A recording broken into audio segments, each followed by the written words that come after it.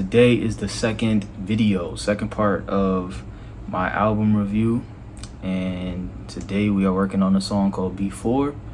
So we're gonna get into that. We're gonna go through the lyric breakdown, some of my favorite parts of the song, and basically where my head was at when I made the record.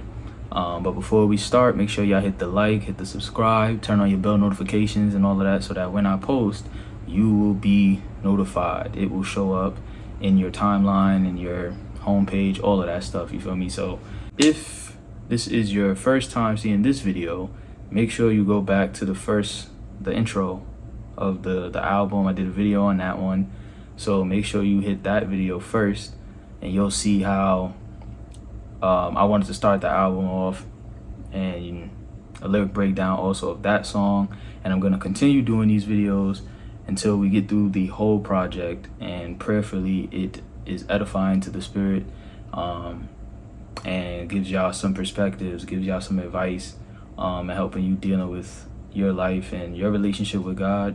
And hopefully I answer some of your questions and things like that. So let's get into it. With this song Before, it was really me being reflective, really me, like I said, thinking back on my life and thinking on my journey, and figuring out and really discussing how I came to Christianity. Again, also dealing with some misconceptions, dealing with things that I saw before I started walking with Christ, and seeing in other Christians and things like that, seeing in the church, all of that stuff before I made a decision. You know what I'm saying? So that's ultimately what this record is about. That's why it's called Before. Life is good, so it seems, but what is good in the eyes of the one who made me? So I start the song off saying that life is good, so it seems, but what is good in the eyes of the one who made me?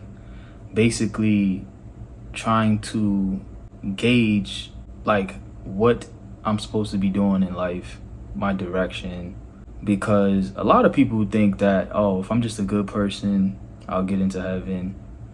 We're on this earth just to be good people. But again, if there is no God, goodness and evil is both relative. There's no standard of either. A lot of people tell you to do certain things, but it's like, all right, well, what is that in the eyes of my creator? Because I can go and do what I want, but I mean, what does that really mean? What purpose does it serve? Everybody only for self, so I'm for self too. Everybody got their own struggle, so who gon' help who? On this journey of life, so many people masquerading. Fake it till you make it. In the future, there'll be greater payments. Fake it till you make it. In the future, there'll be greater payments. I'm sure everyone has heard fake it till you make it. But the problem with faking is, I believe personally that the more you fake and the longer you fake, every day slowly you're chipping away at who you really are inside. So in the future, it'll be a greater payment for you to figure it out, because you spent so much time chasing after something that you weren't, trying to be something that you weren't, and now you have to really redo everything and be like, all right, who am I? Because all my life I've been doing things to please people, to fit in with people, to do all of this different stuff, but it was never for me. So in the future, there will be greater payments, because when you don't know who you are and you start bringing people into your life, sometimes you cause them to suffer because you don't know who you are.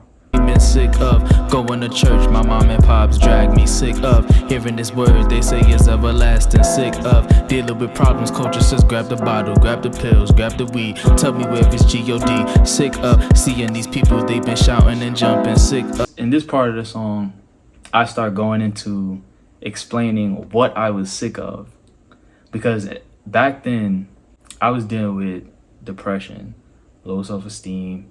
I hated who I was. I hated who I saw in the mirror, all of this stuff. And what I was hearing coming out of the pulpit was never something that served me. It was like a dead issue. This was really before mental health really became a thing. You know what I'm saying? Once I got in college, that's when you start hearing a lot about, yo, make sure y'all taking care of your mental health and all of this other stuff. But back then, mental health wasn't really a thing. Nobody was really talking about self-care. Nobody was talking about things like that. So I'm like, man, this is supposed to be the church of God. I'm dealing with depression over here, and all I'm hearing is how your blessing, your miracle is on the way, or pay your tithes and God is going to bless you with a new thing, or I'm like, fam, I'm over here dealing with demons and you talking about all of this other crap. So that was kind of like where I was coming from with it, where I'm like, I'm seeing all of these people, and then also being young, you know what I'm saying? I used to think seeing people in church jumping around and shouting and all of this stuff, I'm like, I don't get it. But, you know, you live long enough and you start realizing that God's hand has been on your life all this time. You ain't got no choice but to praise because he's worthy of it. At the time, I was really just like, man, I'm sick of hearing all of this crap. But yeah, I'm over here dealing with depression and I ain't hear one thing about none of that. So I felt like it wasn't really serving me. So that's where I was really at when I was writing that whole part. Then I end the first verse. If there's no change in them, basically, if there's no change in them and the people I see in this church, and some people are hypocrites, some people really ain't walking with God but with a Christian label, or you know, all of this stuff, right? If there's no change in them, how are you going to change me? Were they ever with you? Will I do the same thing? Basically, me dealing with my own conviction of like, yo, I want to give you a shot. I want to give God a shot. But I'm scared that I'm going to be just like the people I despise. I'm going to be just like, you know, the hypocritical Christian who could call out other people's sins, but be a great defendant for his own sins and give you every excuse, every reason as to why it ain't their fault or whatever like that. And in the hook, Before it all comes falling down, I know I need your help right now. I'm in my place, Lord, I'm calling now. I'm calling now. because sometimes our pride is what keeps us back, or sometimes we're too proud to ask for help, or we're too proud to surrender clearly to God in a lot of aspects of our lives. So before it all comes falling down, my pride won't accept help right now. Stuck in my ways, I want praise. Won't accept that my ways have limited days. And it's clear because the Bible tells us that pride comes before the fall. So your fall is coming. It's inevitable. It's just a matter of time. Pastors out here pimping, Christians out here faking. Done relying on people to the source, I'ma take it. How foolish of me putting faith in flawed beings. The constant tug of war inside, Lord, I feel your calling.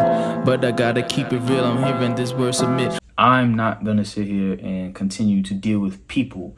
And I'm not going to play myself and say, you know what, I'm not going to go to God because these people wear the same label and I'm going to try to hold it against God, when clearly these people are just people who fail to adhere to the standards of the word of God.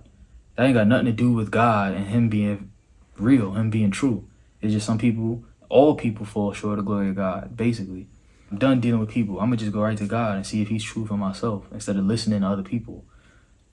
But eventually, in the end of this record, I eventually surrender and I go to God. This album, this record was really me just remembering where I was back then and how I came about. Cause there's something inside of me, and I know that I got to make a change. Yeah, there's something inside of me. That's the conviction I was dealing with, where I was like, yo, man, I know God is real. My parents were Christians, are Christians. But I reached the point where it's like, yo, I can't get into heaven. We can't get into heaven off the faith of our parents. You got to have your own personal relationship with God. So I made a decision, basically, and that's what it was. And that was where I was at when I was making this record. Those were some of the things I was thinking about. Because a lot of people think that, oh, you know, you just become a Christian, you convert just because your parents was. It's like, but like I said, this ain't politics. You know, I'm not no, like, you know, like some people, yo, I'm Democrat because my parents was. I'm gonna vote Democrat because that's what they were. This ain't that. If you ain't got no relationship with the Lord, it's not gonna be pretty for you in the end. So I knew that. And again, choose ye this day whom you gonna serve. It's your choice. And so you just got to choose wisely. That's all it is. I hope that y'all enjoyed the video. I hope y'all enjoyed the song. The album is out on all platforms, so definitely listen to the whole thing, and I pray that it is edifying. I wanted to do these videos just to give you an inside of the brain type of thing, you know what I'm saying? And prayerfully you enjoyed it. So yeah, man, y'all stay up. Go ahead, listen to the album. Make sure you like this video. subscribe, turn your bell notifications on, you feel me? And yeah, so y'all stay up, stay blessed. Peace and love, and may the Lord be with you.